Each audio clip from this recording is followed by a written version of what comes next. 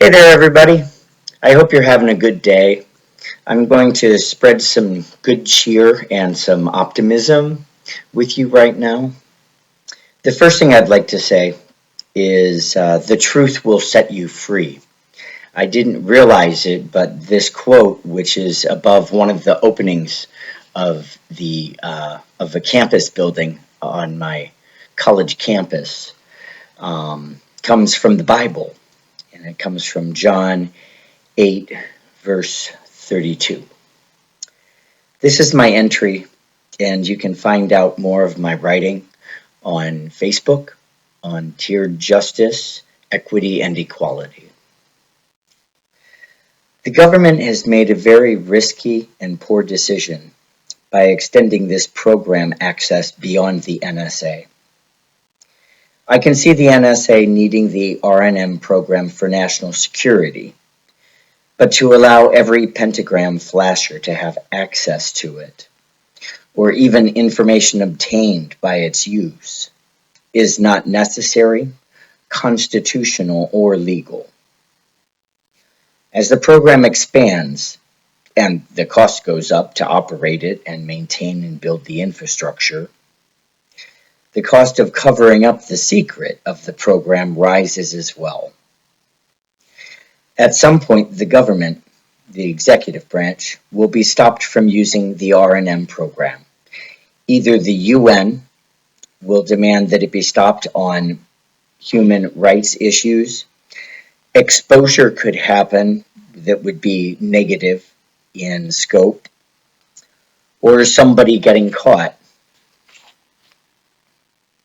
I don't have any spare money, but I treated myself to breakfast at Waffle House.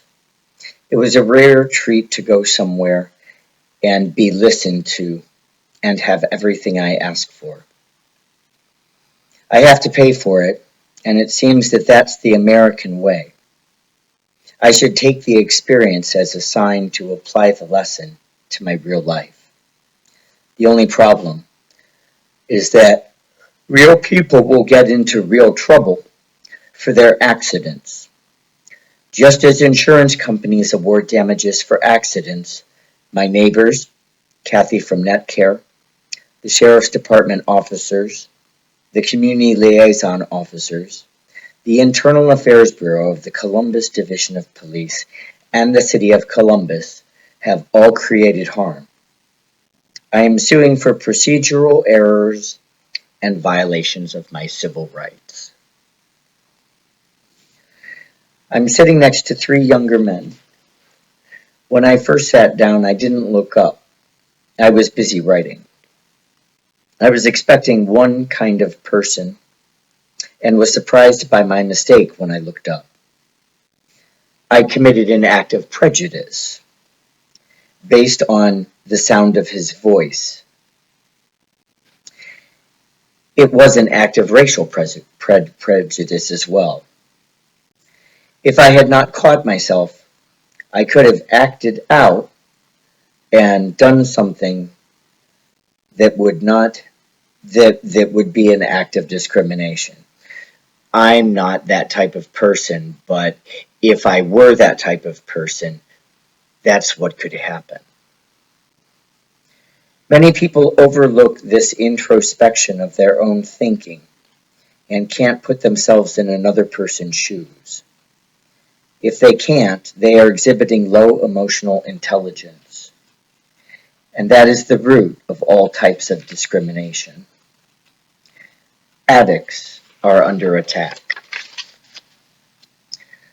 In my experience, my neighbors discriminated against me, and my captors created a second thing for the police and NetCare to discriminate, and the neighbors too, against. And they made clerical and procedural errors. I'm going to contact my fraternity brother and friend who does contract law and ask him about the stay of detention paperwork. This morning I thought to look in my messenger app for Caroline's phone number, the police officer that works for the Columbus Division of Police, and I found it. I messaged her and posted the message to my Facebook account. It's just another example of trying to get help from the police. I then messaged 4 brothers with another plea for help with the police and a lawyer. Then an old friend and billiards buddy, he's rather good, messaged me asking if I had any meth. I don't, and I wrote that. Then he followed up by saying he heard some rumors about me doing meth and suggested I lay off the drug, as if I hadn't just responded no. I told him to tell the source to stop discriminating against my past and explained the situation fully. He told me I should move on. This is true. I'm trying. The criminals, since they are believed to be the government, could come back into the neighborhood, or anyone could, and spread more rumors and lies that my one neighbor, Patty Ryan, will believe, because she thinks they were honest, and that the government would actually send in agents to only spread rumors about one neighbor to another. I'm so fucked over by this entire situation, and the police make my reality a life of rightlessness and lawless existence.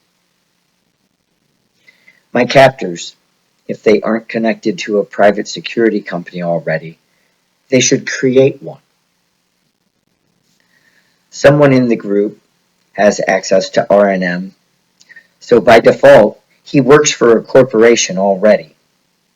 I have used V2K to request a copy, live video feed, of my medical records, the RNM screen, to a social media platform where I can view it.